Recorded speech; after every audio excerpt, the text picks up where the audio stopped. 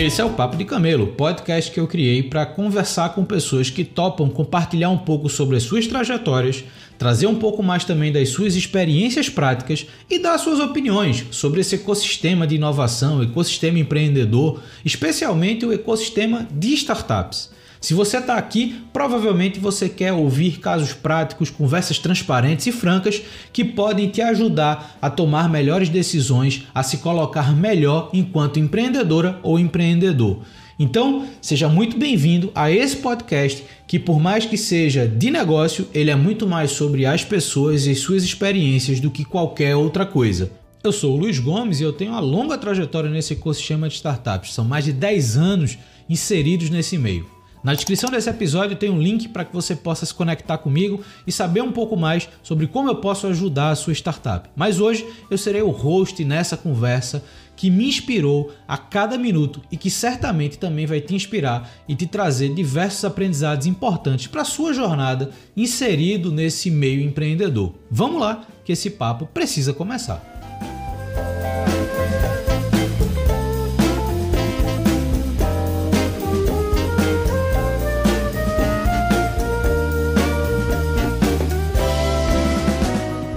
Hoje eu estou recebendo a Natália Pegoraro, que ela é criadora, escritora, pensadora, a cabeça por trás da Failwise, uma newsletter que decidiu tratar o tema de falhas e fracasso como o tema central de uma conversa muito importante para quem está nesse ecossistema de inovação, para quem está empreendendo, não só startups, mas modelos de negócio em geral. E eu acho que essa conversa, de fato, vai desmistificar muito do que a gente hoje enxerga, do que a gente imagina, do relacionamento que a gente precisa ter com falhas e fracassos.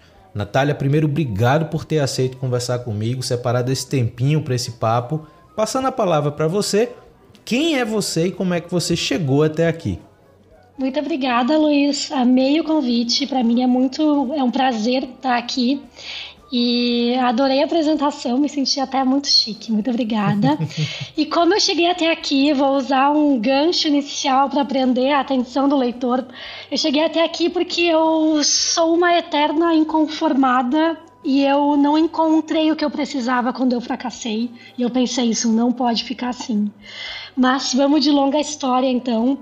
Eu sou formada em Relações Públicas, eu trabalhei a vida toda com conteúdo, com marketing digital, então eu sou dos primórdios da internet, de quando as redes sociais surgiram. Eu criava em 2008 conteúdo para o Orkut, eu vi os blogs crescerem, comecei a criar para o Twitter e depois eu faço um gancho, porque isso é importante para o que eu faço aqui hoje. E eu trabalhei muito tempo em agência até que eu decidi empreender. Eu empreendi por acaso, e aí também vou fazer mais um gancho, porque eu sempre falei isso quando eu fazia pitch. Eu empreendi porque eu não achei o que eu queria no Google. Então, quando eu fui casar, eu era uma noiva muito simples, muito desapegada, eu queria me focar em celebrar com quem eu gostava, e para isso eu queria um vestido que fosse branco, liso, bonito e barato. E eu não achei online, eu fazia todas as compras online, e eu botei no Google, não achei e pensei, meu Deus, como assim?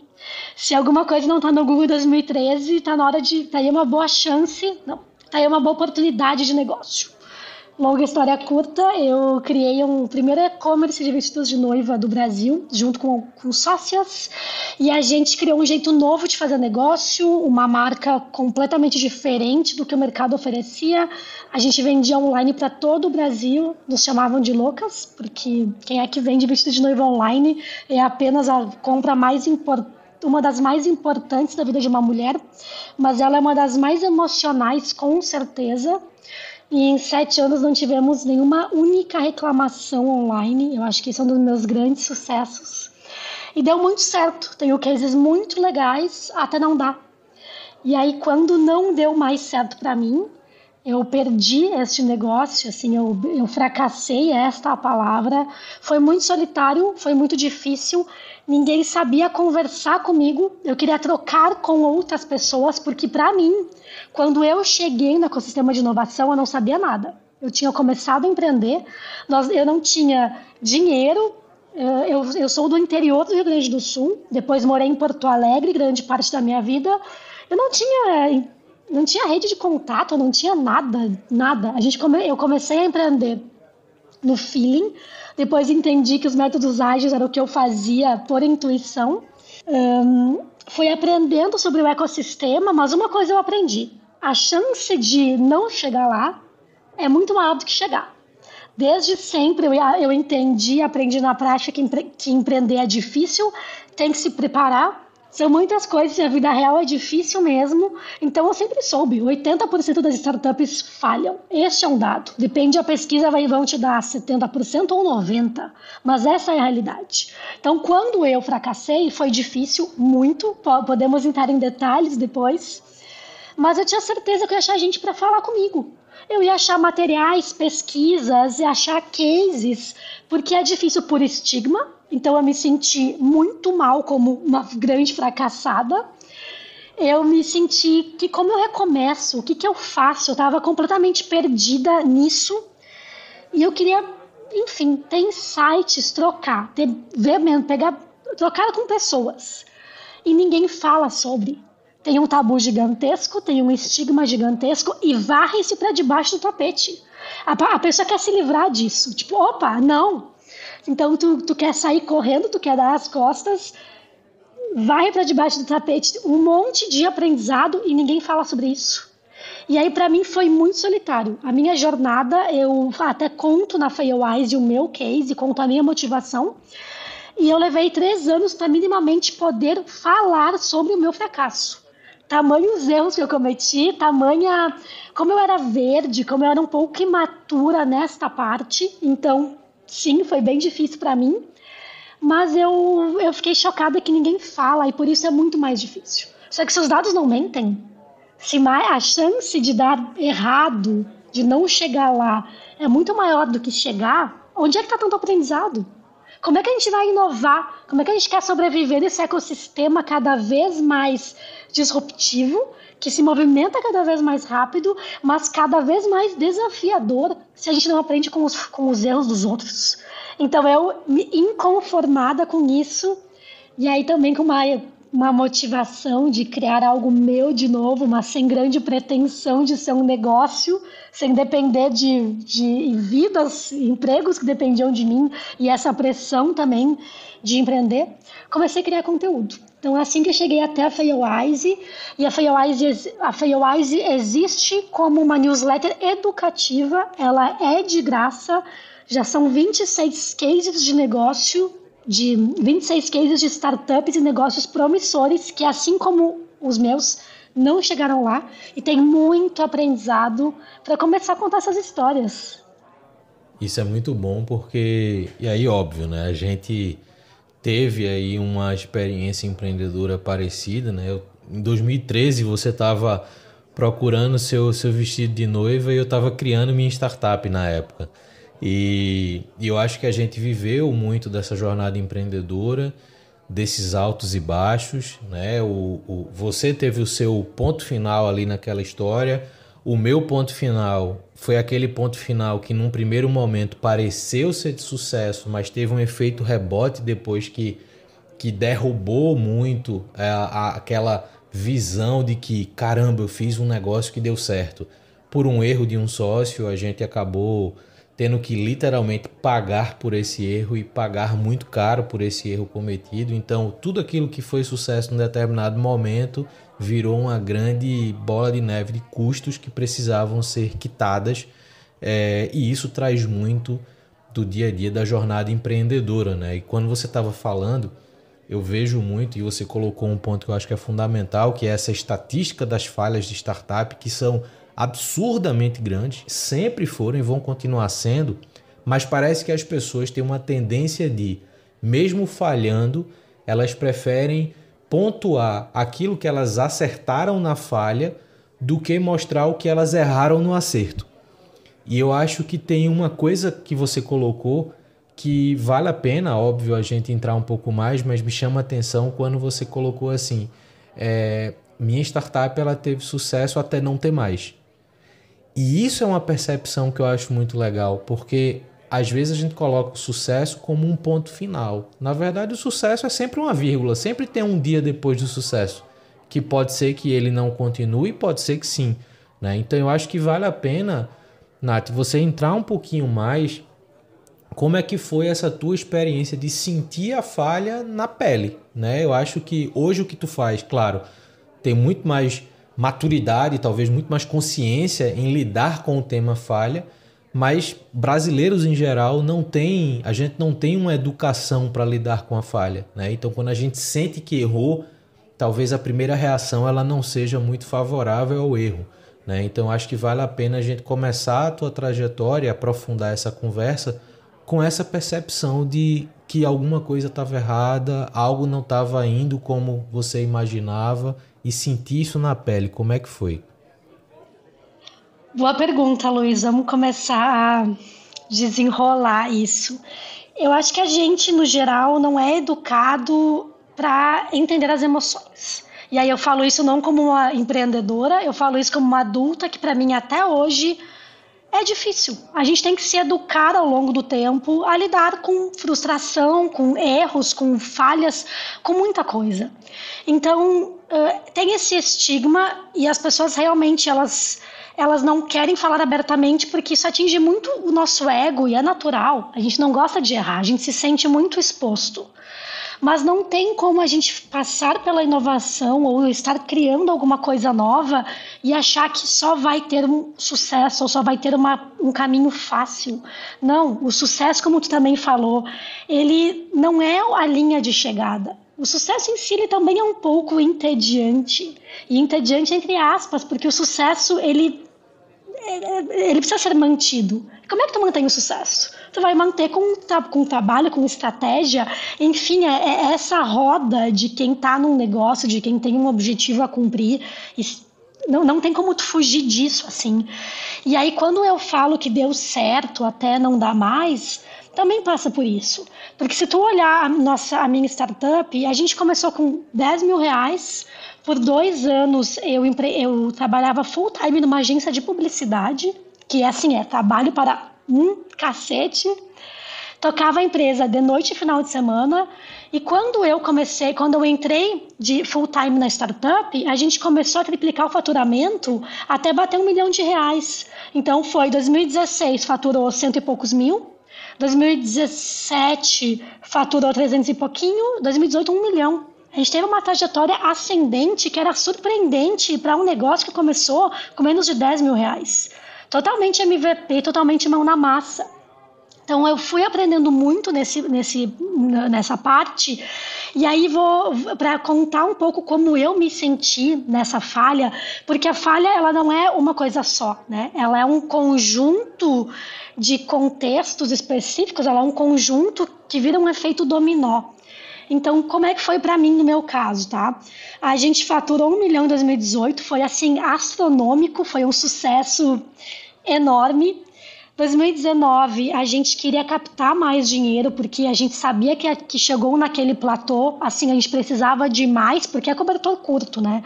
Então, a gente tinha engrenagens de venda muito boas. Nós, por exemplo, compramos o maior blog de casamento do Brasil, na época que chamava Casando Sem Grana, que era uma fábrica de leads. Nossa régua de CRM era afinadíssima, a gente sabia exatamente o tempo do lead, porque casar tem um tempo, aquele lead tem prazo de validade. O nosso lead tinha mais ou menos 92 dias de entrar, converter. Nós éramos muito boas de marketing digital, mas faltava. Então a gente conseguiu captar, final de 2019, 650 mil, numa campanha muito legal, que trouxe muitas mulheres investidoras, assim, foi uma campanha muito legal. E aí 2020 era o nosso ano, né? A gente começou trabalhando muito, com muita coisa na rua, com muitos projetos, até vir a pandemia. Não vamos entrar em muitos detalhes da pandemia, até porque eu não vou colocar só na conta da pandemia. Eu saí antes da empresa fechar, eu saí em setembro de 2020 e a empresa fechou oficialmente em 2022.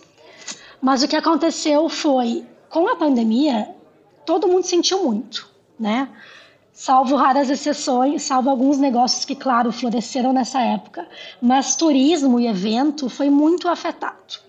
Então a gente começou a ter uma grande discrepância entre visões, Foi um clássico de diferentes visões do que cada uma queria fazer, de põe tudo abaixo e vai para o digital, segura as pontas até a pandemia passar. No fim, por divergências de sócio mesmo, assim, no meu caso foi um caso clássico, eu decidi sair.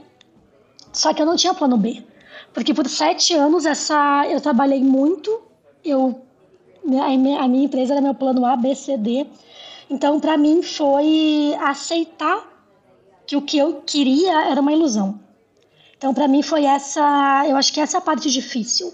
Eu tinha uma ideia, eu sabia do potencial da empresa, eu sabia tudo que eu trabalhei, eu sabia onde a gente ia chegar. E a pandemia, sim, ninguém podia prever no mundo inteiro, então foi só mais um negócio que se prejudicou. Mas para mim foi difícil porque eu precisei entender que a minha visão era um castelo de cartas. Era uma ilusão. E aí eu até tenho uma frase que eu falo quando eu conto o meu case na Failwise, que é muito legal. Não vou cotar ela inteira, mas era alguma coisa como: empreender não é um jogo de tabuleiro onde tu pode pausar, voltar um tempo depois de banho tomado e uma taça de vinho na mão. Empreender tem que ter sangue frio, tem que ter um psicológico forte para tomar decisões quando elas têm que ser tomadas. E eu acho que a gente não conseguia tomar algumas decisões que eram necessárias porque o contexto estava ali. A gente não manda no contexto. O contexto existe, e se tu não tiver um sangue frio para conseguir sobreviver, tu vai estar fora, porque isso é empreender. Então, para mim, foi muito difícil por isso, porque eu não tinha plano B, eu estava desgastada, eu estava com um burnout e uma depressão. Então, o contexto pessoal também, da minha saúde mental também pesou muito. E eu fiquei bem perdida. Eu fiquei muito perdida e até eu me restabelecer foi um tempo grande. E aí foi neste recorte de tempo que eu tentei falar com pessoas. E eu não conseguia ver cases de fracasso ou gente que falava abertamente. E aí eu vou costurar com o começo da minha apresentação. Como eu trabalhei a vida toda com a internet, eu já criava conteúdo para Orkut, antes de ser essa rede social que a gente tem hoje, tá? Para mim, rede social, ele é um recorte, nunca foi a realidade. A rede social ele é uma janelinha do que tu escolhe formatar, seja em texto, seja vídeo, para mandar para o mundo. E sim, é uma janela de possibilidades, tem muito aprendizado, tem muita coisa bacana, mas eu sei que para mim é uma formatação de uma mensagem. Então, para mim, quando eu vejo as redes hoje, isso me incomoda, isso também é uma missão que eu tenho com a Failwise, que é trazer realidade, a vida real. Me incomoda muito o jeito que a gente, no geral, tá, floreia tudo. Parece tudo muito fácil, muito simples, fórmulas mágicas, os gurus vendendo fique milionário com 7 dígitos em 6 dias. Essas fórmulas mágicas ou aqueles cases de sucesso, sim, tem cases de sucesso, tem quem chegue lá, mas é a exceção. A vida real é difícil, é trabalho, é dia após dia lidando com frustração ou tendo que seguir adiante até ter alguma meta batida. Então, para mim também foi um pouco frustrante eu estar na merda, eu não tinha plano B, C, D, na pandemia, sem dinheiro, porque em 7 anos eu reinvestia o pouco que eu ganhava para chegar lá. Eu fui muito ingênua, fui mirim nesta. Então eu não tinha dinheiro, eu não tinha plano de futuro, eu não tinha nada, e eu tentava nas redes. E nossa, todo mundo tava milionário, tava tudo fácil. Essa não é a realidade. Então eu comecei a criar conteúdo por isso também, porque a gente precisa trazer a realidade como ela é. É muito difícil. E aí para mim foi um grande processo. Costurando e finalizando meu monólogo, foi um grande processo de entender que eu sou falha, porque para mim também foi um pouco difícil, porque eu acho que pelo fato de eu ter começado a startup sem nada, sem dinheiro, com uma ideia e ter dado certo, eu achei em algum momento que eu era invencível ou especial. E aí a vida real bate e dói. cai. Quando o espelho quebra, cai. E quem me conhece, aí eu vou meter quem me conhece sabe, eu sou muito pé no chão, eu sou muito vida real, eu sou muito legal de trazer essa vida real mesmo. E mesmo assim, eu tomei esse tombo do tipo, nossa, eu não sou invencível, eu sou completamente falha. Não interessa o quanto tu trabalhou, não interessa o quanto tu se doou. Em algum momento, talvez, tu vai perder tudo e tu vai ter que lidar com isso. E o lidar é tu contigo mesma, com tua sanidade mental. Então, pra mim, foi muito difícil nesse quesito. Eu não estava bem psicologicamente para enfrentar. Eu precisei lidar com isso, então muita terapia.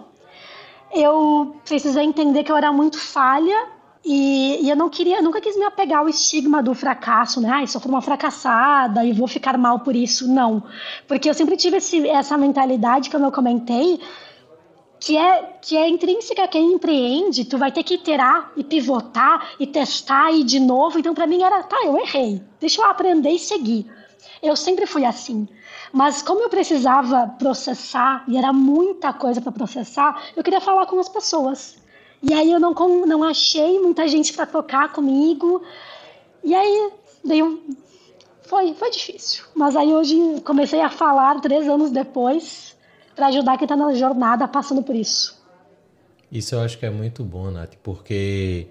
E tem uma coisa que você falou no final agora, que eu acho que talvez seja o que mais assuste as pessoas em falar sobre o fracasso. Na verdade, em assumir e falar sobre o fracasso, que é você colocar sobre si um certo estereótipo de fracassado, pessoa que não deu certo. E eu acho que a gente tem muito esse bloqueio de não ser interpretado dessa forma. E eu acho que você conseguiu, obviamente, além de não cair nesse estereótipo, você conseguiu romper ali uma barreira de comunicação. E também você coloca muito bem sobre transparecer vida real, porque eu acho que isso é uma coisa que a internet, e eu vou fazer um recorte do recorte, mais do que a internet, as figuras empreendedoras na internet, elas tendem a se colocar numa posição de que tudo sempre parece dar muito certo. E a primeira vez que eu li a tua newsletter, eu me lembrei de uma história que aconteceu comigo em 2015, quando a gente, na época eu tinha startup ainda, e a gente tinha sido selecionado e investido por uma aceleradora no Vale do Silício chamada Plug and Play. Pra você ter uma noção, a Plug and Play investiu no PayPal em 1998. Então assim, os caras investem em startup há um bom tempo. E quando eu contei para as pessoas próximas a mim que a gente ia para Plug and Play e tal, e muito se criou aquele estereótipo na gente, agora os caras vão morar na Califórnia, agora os caras estão bem, deram certo. E quando a gente alugou a primeira casa que a gente pegou lá, que na verdade era literalmente um quarto-sala, na verdade era uma sala-cozinha, porque não tinha quarto. Era sala, cozinha e banheiro. A gente foi numa loja de móveis para comprar um colchão para botar no chão, porque a gente não tinha cama. E aí comprou um colchão, cada um comprou um travesseiro, 2 lençóis, enfim, o básico do básico do básico. E eu lembro que eu tirei uma foto desse colchão no chão com minha mochila, meu notebook e minha mala do lado com as roupas organizadas dentro, que era o meu guarda-roupa. Era literalmente a mala. E eu tirei uma foto e na época eu gostava de falar muito no Medium, né? A outra plataforma lá de texto. Sempre gostei de compartilhar minhas experiências e eu fiz uma publicação que a foto de capa era essa. Assim, cara, para quem acha que sair de casa, vir para o outro lado do mundo para poder tocar o negócio é estar bem, a gente precisa entender que sim, é uma realidade talvez muito melhor do que é de muita gente, mas não significa que é uma vida fácil. Empreender não é uma vida fácil, né? Então, essa imagem de tipo, existe uma vida real, existe uma coisa que não é tão colorida como se prega por aí. E quando eu comecei a ler teu conteúdo e sentir essa linguagem de trazer vida real, de trazer esse tema para cima da mesa, né? Parar de esconder a falha e tratar a falha como parte do processo, eu acho que, pelo menos comigo, isso traz um certo alívio, né? E eu posso comparar de alguma forma também até com o nome da minha newsletter, né? Quando até hoje as pessoas perguntam, mas por que tua newsletter chama Camelo? E eu digo, bom, porque é uma provocação. É uma provocação aos unicórnios. E quando a gente para olhar cenário Brasil, no melhor momento, vamos dizer assim, que a gente teve de ecossistema de startups no Brasil, a gente tinha 20 unicórnios. E a gente tinha 13 mil startups, 15 mil startups. Ou seja, o que a gente considera sucesso não chega a 1%. Então por que eu vou falar para essa galera? Eu quero falar para as 99 ponto alguma coisa por cento que estão vivendo vida real. E eu acho que a gente, de certa forma, quando a gente levanta essa bola, levanta essas provocações, isso cria uma importância de vamos trazer todo mundo para pisar no chão, né? E aí eu queria voltar para entender, você colocou aí o início da Failwise, mas entender como é que foram os primeiros passos disso, né? Como é que foi colocar para fora, falar da falha. E hoje, como você também colocou, você traz pessoas para compartilhar suas histórias, compartilhar momentos de falha, fracassos e etc. Então, como é que foram os primeiros passos e chegar hoje a ponto de ter histórias de outras pessoas compartilhadas abertamente para que isso se torne também essa base educacional empreendedora que você tem feito muito bem? Obrigada, Luiz. Antes de eu responder, é muito bom trazer esses números de unicórnio, porque para mim também foi uma surpresa. Como a gente só fala disso, só fala em ser unicórnio, em tá todo mundo rico, mas a gente tem essa ideia que existem muitos e no mundo tem 1.400. Então, se no Brasil, como tu comentou, 20 dentre milhares de startups, no mundo tem 1.400. Então, a gente faz todo este barulho e de novo, não estamos falando contra ou de falando mal. Não, é só porque a realidade fora desta bolha é muito maior. É muito maior. E aí a gente olha para esses unicórnios e quer replicar o que eles fazem. Eu acho que é um problema do ecossistema porque sim, a gente quer ter sucesso, então tudo bem, vamos olhar o que o Nubank está fazendo, mas não é replicável. O que o Nubank faz não é replicável porque isso é baseado em contexto e cada startup tem o seu. E aí tem um outro coach da minha news, do Flávio Steffen, que também fracassou. Ele foi um dos pioneiros a falar sobre fracasso, dar palestras. E aí o que eu gosto muito, e eu falo sempre que eu posso, que é o sucesso não é replicável. O fracasso é. Porque o sucesso, ele é muito baseado em contexto, então realmente, talvez tu consiga aplicar uma coisa, mas não é um copia e cola. Agora, o fracasso é um copia e cola. Se tu olhar para aquela startup que fracassou e tu fizer exatamente cometer exatamente os mesmos erros, tu vai fracassar. Então, eu acho que essa é um pouco a provocação que eu faço a gente tem que aprender com essas falhas para evitar cometer esses erros. Como eu cheguei lá, Luiz, já entrando na tua pergunta, eu precisei recomeçar a minha carreira, eu tinha boletos a pagar. Então eu mudei de país, hoje eu moro na Alemanha, mas eu passei por Lisboa. E por que isso é importante? Porque eu estava de coração tão partido que eu quis só sair correndo, e aí como meu parceiro queria já ter essa experiência fora e ele não ia por mim, ele falou, bom, vamos lá, juntei dinheiro, é a minha hora. Então eu fui e eu não olhei para trás. Eu tinha uma rede muito grande de contatos no Brasil, eu tinha propostas de emprego e essa é a minha bandeira. O que faz meu olho brilhar, o que faz o meu coração bater é a inovação, é empreendedorismo e um plus quando é empreendedorismo feminino. É o que eu gosto de estar nesse ecossistema, eu gosto de mentorar startups, é o que eu gosto de fazer. Mas eu estava de coração tão partido que vou sair correndo e deu. E aí, para pagar meus boletos, eu voltei para o marketing. Não gostei, eu não me achava mais lá. Não era mais para mim.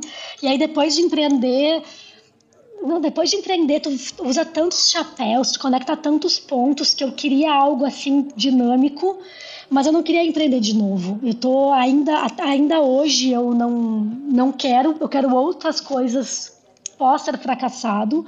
Por exemplo, eu ainda tenho pânico de final do mês, porque a gente se matava para bater metas. E lembrando, né? Vestidos de noiva, casa uma vez, deu. Então a gente se matava para bater meta, mas dia 1, à meia-noite, a roda começava a girar.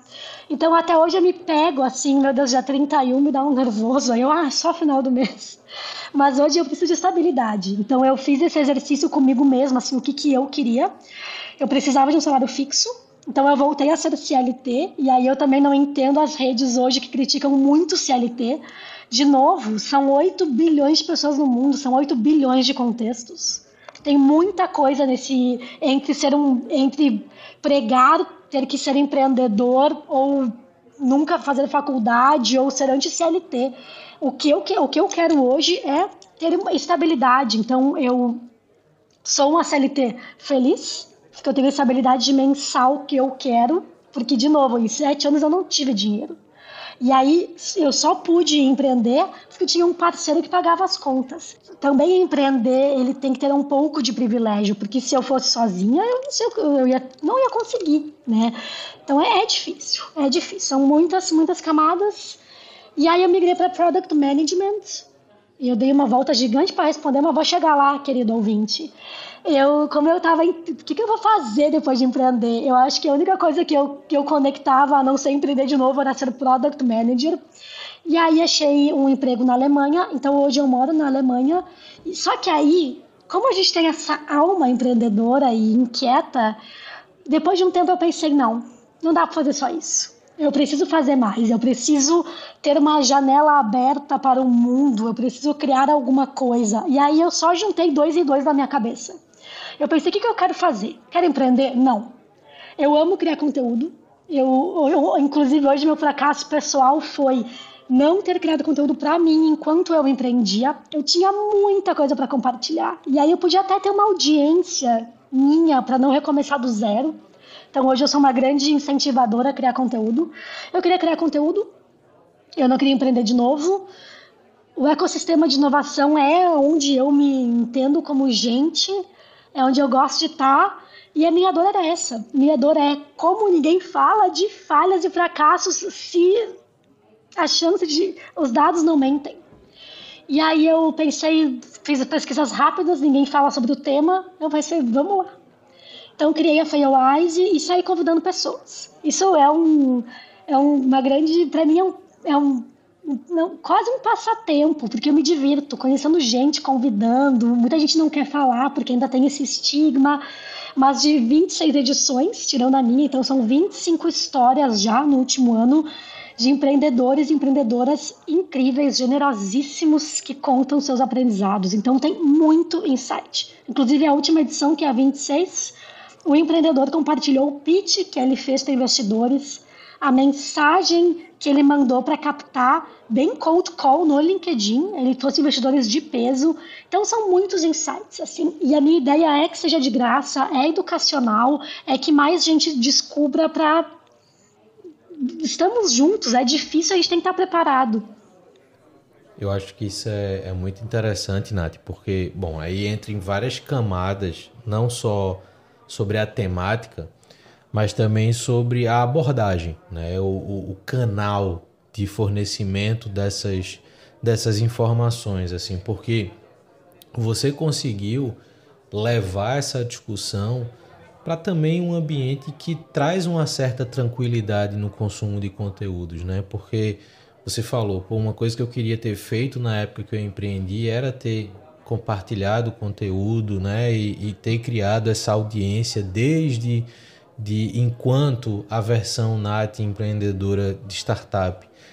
Eu tive essa experiência de criar conteúdo desde sempre, mas eu acho que durante muito tempo eu acabei insistindo num formato de conteúdo, e aí talvez isso vire também um segundo conto de falha, né, porque eu comecei a investir muito em criar conteúdo e compartilhar conteúdo seguindo a maré. Ou seja, redes sociais, Instagram, né? E eu cheguei, se não me engano, em 2020, eu acho que em um ano só eu tive mais de 400 publicações. É mais de uma por dia. E isso me incomodou profundamente, porque eu detestava criar conteúdo para Instagram. Vou me corrigir, eu detesto criar conteúdo para Instagram.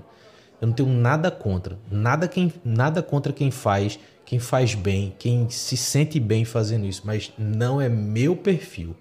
Eu gosto de ou ter uma conversa como essa, ou abrir literalmente um caderno, abrir um bloco de notas e botar para fora o que está remoendo na cabeça, né? Então, eu acho que encontrar esse espaço com o formato que você traz, que é um formato de cases, é um formato de outras histórias reais, com outras experiências e outras perspectivas da falha, num ambiente onde você consegue ler com calma, que você consegue fazer o mesmo paralelo que você fez do jogo de xadrez, que você consegue ler, que você consegue levantar, dar aquelas duas respiradas assim para pegar um fôlego, para continuar naquela história e seguir naquela linha, naquele entendimento e absorvendo aquilo, entendendo que muito do que essas outras pessoas passaram podem servir na trajetória de quem está empreendendo ou numa tomada de decisão, muitas vezes por uma mudança que as pessoas às vezes se privam,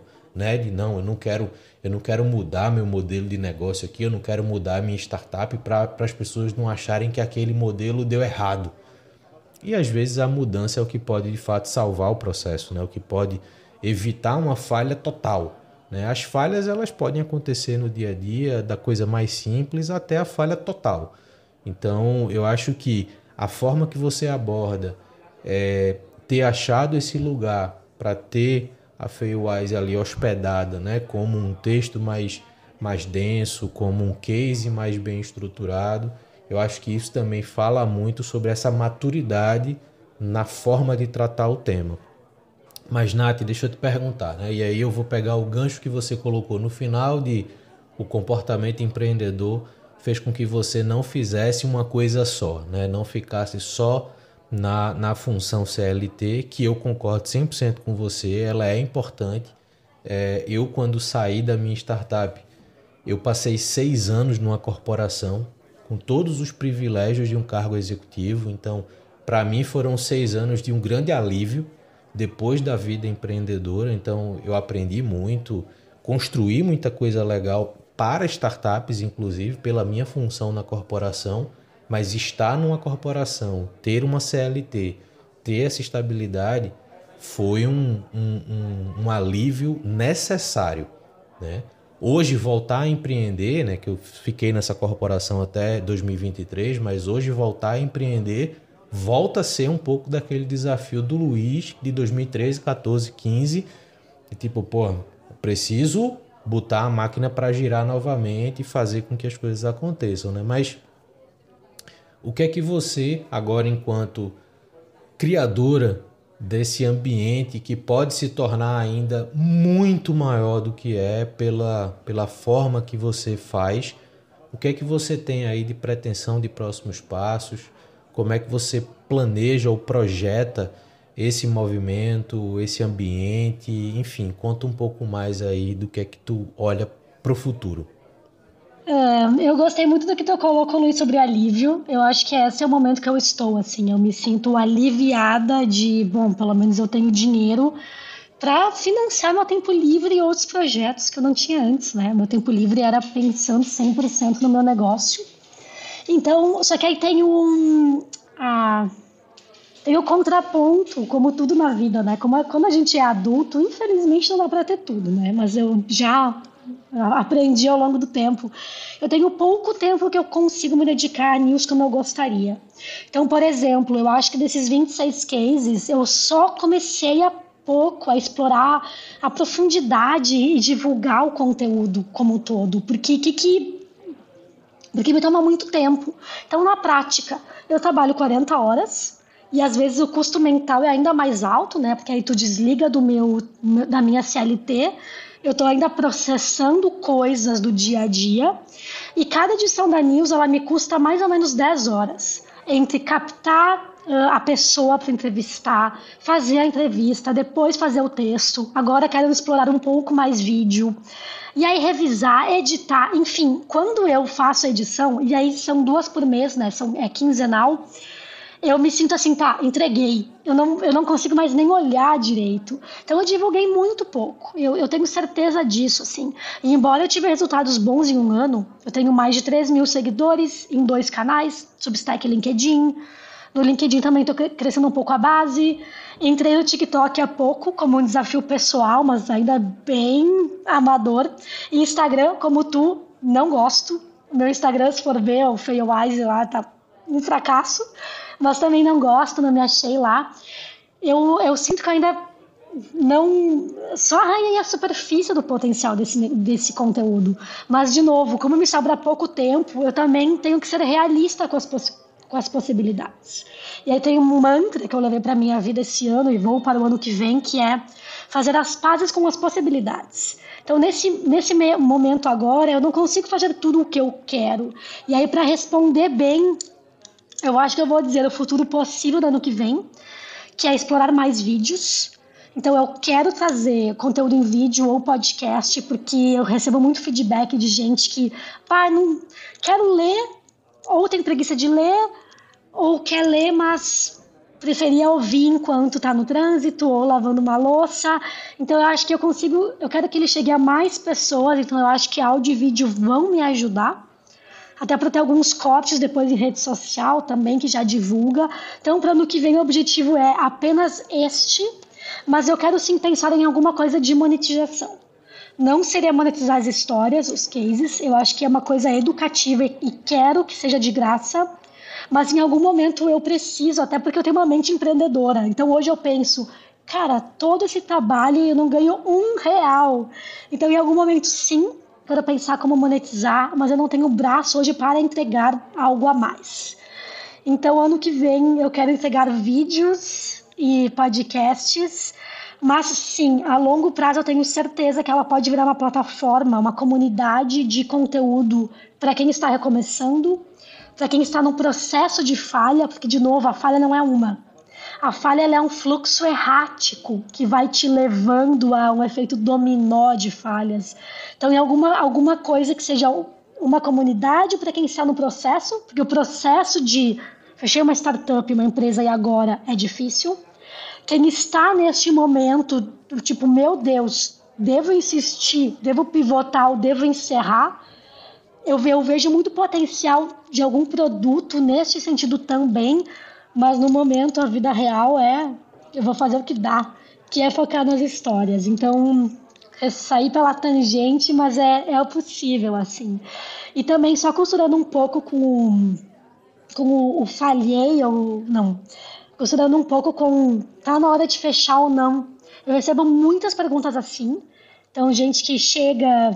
Eu conheço muita gente legal pela News, né? Acho que essa é o meu grande presente hoje, assim, eu sinto meu tempo bem investido também nesse sentido, né?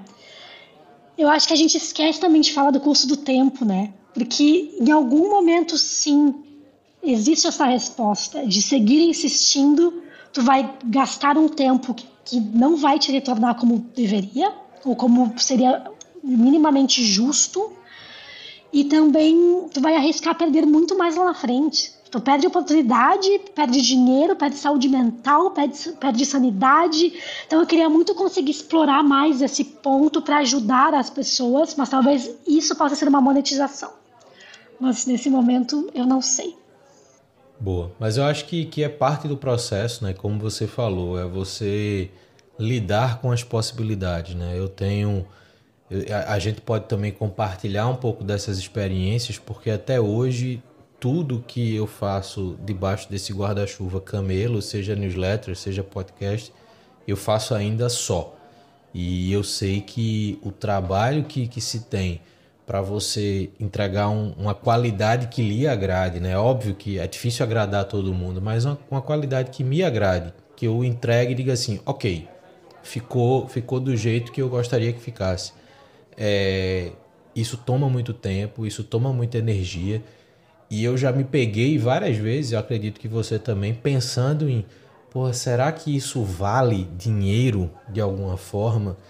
E eu conversei também com muita gente, principalmente perfis que eu costumo dizer que se eu tivesse 10% da habilidade vendedora dessas pessoas, eu estaria muito bem de vida, obrigado, né? Porque tem uma turma aí que a gente conversa que os caras conseguem vender picolé para esquimó, né? Então, e é importante ouvir um pouco desses comportamentos, porque eu acho que eles provocam a gente a pensar que muito do que a gente faz tem valor, e valor não só benefício, mas valor financeiro, né? Então eu acho que não adianta você querer fazer tudo ao mesmo tempo, tudo de uma vez, achar que do dia para a noite aquilo que você está produzindo vai valer milhões, mas você tem que construir essa jornada, e eu acho que essa leitura que você fez de se dar bem com as possibilidades e aceitar as possibilidades do que dá para fazer, eu acho que faz parte do processo, né?